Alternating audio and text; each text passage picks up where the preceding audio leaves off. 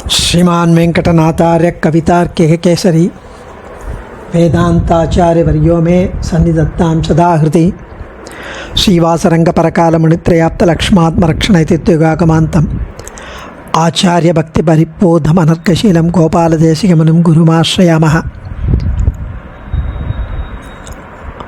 श्रीमद्गोपालार्घ्यदेशिकदयैकपात्रं प्रज्ञाविरक्तिकरुणादिगुणौघवासम् आचार्यसप्तशतीकाव्यं प्रियादरेण दत्तं श्रीगोपालार्घ्यमहादेशिकमाश्रयामः। श्रीमद् आचार्य सप्तशती श्री उवे कंदाडை ஸ்ரீமத் கோபாலார்ய மகாதேசிகன் அருளி செய்த ஸ்ரீமத் ஆச்சாரிய சப்தசதி ஸ்லோகங்கள் அனுபவித்து கொண்டு வருகிறோம். ஆச்சாரியன் அனுகிரகம்.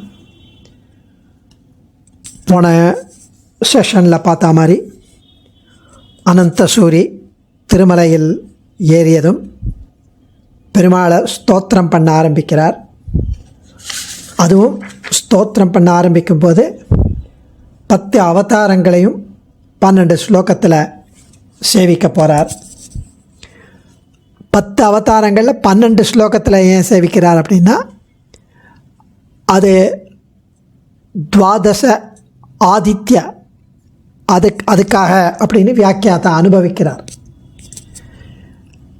ஏன்னா தியேயசதா சவித்ர மண்டல மத்தியவர்த்தி அப்படின்னு சூரிய மண்டலத்தின் நடுவில் இருக்கும் அந்தர்யாமியாக இருக்கும் பெருமாள் நாராயணன், சூரிய நாராயணன், அவரையே இந்த 10 அவதாரமாக சேவிக்கிறதாகவும் அனுபவிக்கலாம். நேற்றைய தினம் மத்ஸ்யாவதாரம் பார்த்தோம், 46வது ஸ்லோகம். இன்றைக்கி 47லேருந்து அனுபவிக்கலாம். கமட்டா கிருத்தினா கிருபயா மஜ்ஜன சமகால முத்ருதே அபிகிரௌ ஆவர்த்தகர்த்த பூரகடிண்டீர இதி க்ஷணம் சுரைர்முமுகே.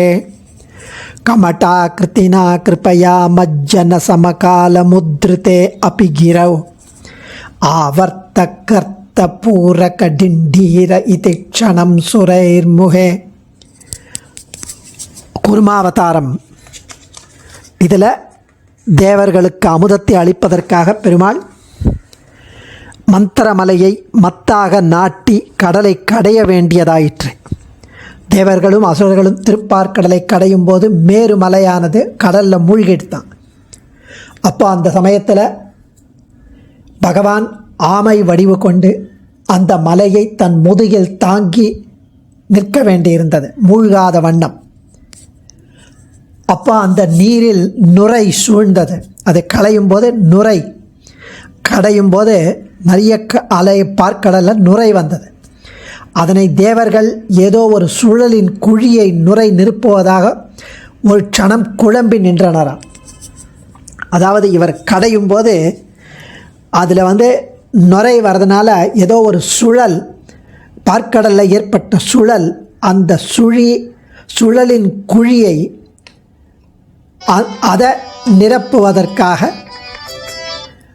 அதை நிரப்புவதற்காக ஒரு க்ஷணம் நிரம்பி அப்படியே குழம்பி போயிட்டார்களாம் தேவர்கள். இங்கே ரொம்ப அழகாக இதை ஆச்சாரியன் அனுபவிக்கிறார்.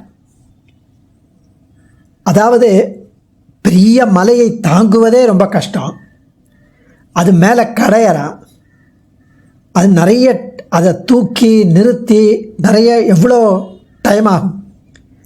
அப்போது அந்த க்ஷணம் ஒரு நிமிஷத்தில் இதெல்லாம் அவள் எது பார்க்குறதுக்குள்ளே ஒரு நிமிஷத்தில் எல்லாம் ஆரம்பிச்சுட்டு கடைய ஆரம்பிச்சிட்டா.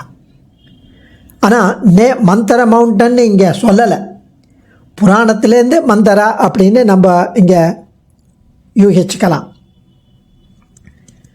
அப்புறம் பெருமாள் அந்த நுரை வேற வந்திருக்கு. பெருமாள் அந்த மந்தர மலையை தூக்கி கடையிறது அதெல்லாம் தேவர்கள் பார்க்கவே இல்லை போல் இருக்கு. அதனால்தான் அவளுக்கு குழம்பி விட்டனர். ஸோ இதை யாருமே நோட்டீஸ் பண்ணல. ஏன்னா தேவதைகள் அவர்கள் அமிர்தம் கடையணும், அவர்களுடைய எஃபர்ட்லேயே அவள் மும்முரமாக இருந்தாள், நம்மளை மாதிரி தான். இப்படி ரொம்ப அழகாக இங்கே இந்த ஆச்சரியமாக இந்த சீனை அவர் காமிக்கிறார். தேவர்களும் அசுரர்களும் திருப்பார்க்கடலை களையும் போது அது கடலில் மூழ்காத வண்ணம் உடனே குருமாவதாரம் எடுத்து அந்த மலையை தனது முதுகில் நிறுத்தி மூழ்காத வண்ணம் வாசுகியை வச்சுண்டு கடைஞ்சார். அப்போ அங்கு நீரில் நுரை சூழ்ந்து அது தேவர்கள் ஏதோ சுழலின் குழியை நுரை நிரப்புவதாக ஒரு க்ஷணம் குழம்பி விட்டனர். அடுத்த ஸ்லோகத்தில் வராக அவதாரத்தை எடுக்கிறார்.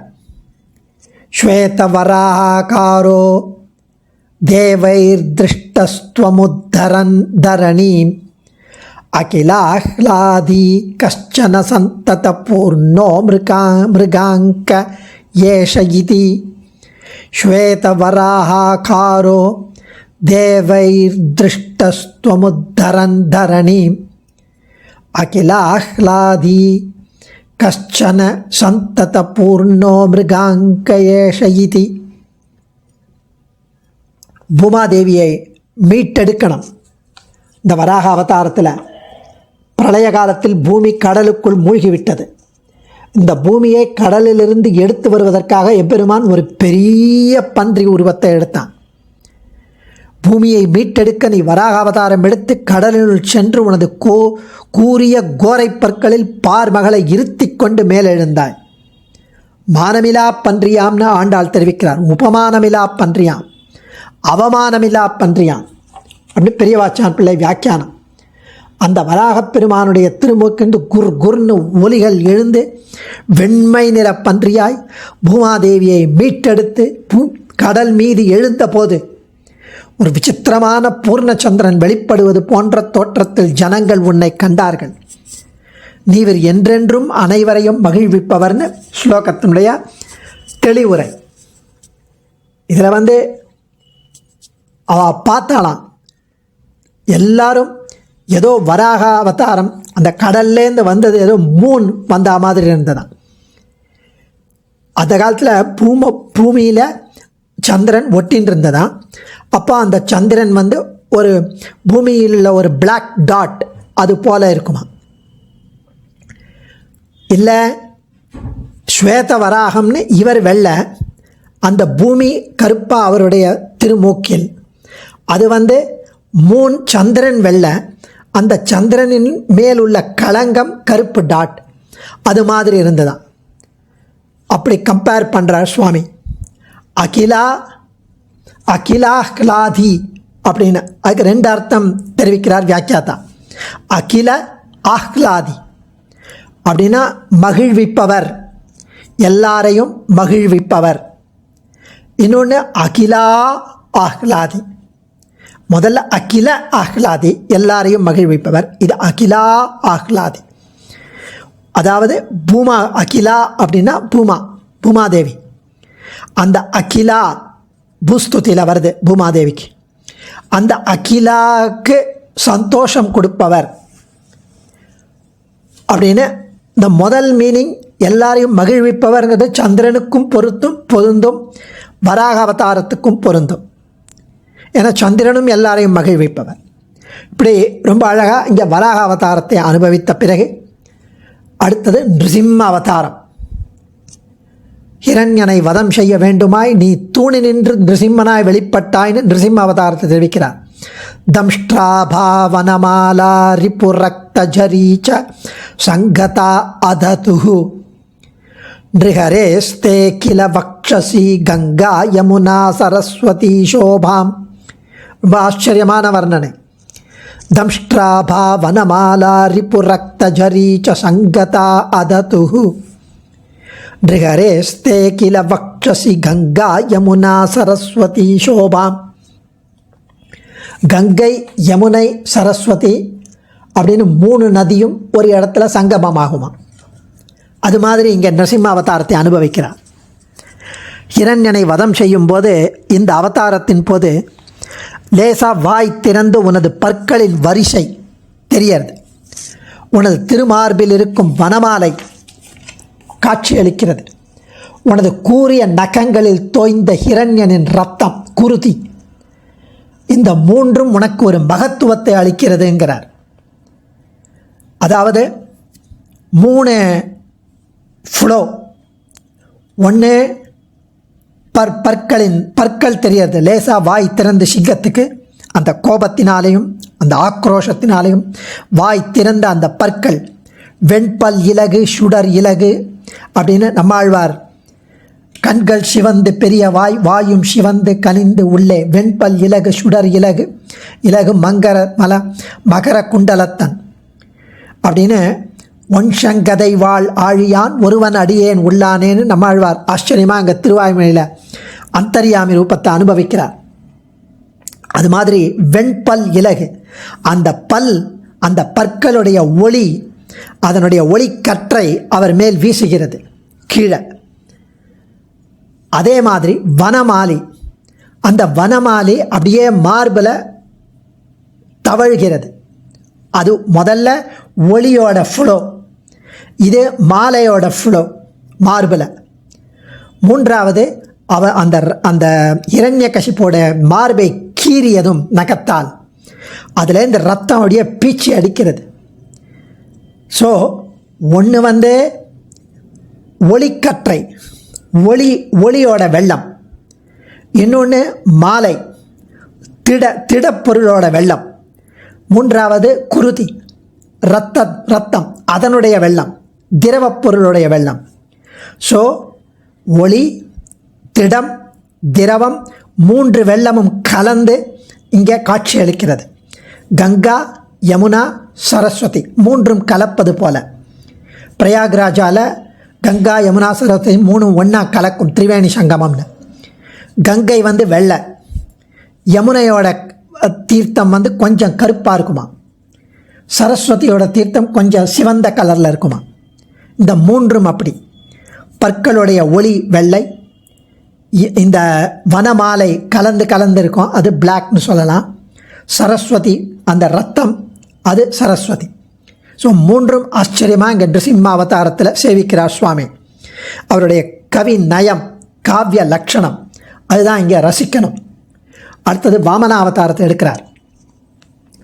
வாமன ரூபேண சுரான் பவதா கோபாயதா விவ்ரதம் கதமப்யபரோபகிருதௌ யதமானோ திராகியாத் பிரவர்த்திமிதி. வாமன ரூபேண சுரான் பவதா கோபாயதா விவ்ரதம் கதமப்யபரோபகிருதௌ யதமானோ திராகியாத் பிரவர்த்திமிதி. மகாபலி சக்கரவர்த்திக்கு ஒரு தண்டனை அளிக்க வேண்டுமாய் நீ வாமனனாக அவதரித்தாய். மூவுலகும் அளந்த திரிவிக்ரமனாய் பரிமளித்தாய். தேவர்களை ரட்சிக்க வேண்டுமாய் சின்னதாக குள்ளமான உருவத்தில் நீ அவதரித்தாலும் உடனே நெடிது உயர்ந்தாய் இல்லையா? அதை பற்றி அனுபவிக்கிறாங்க சுவாமி.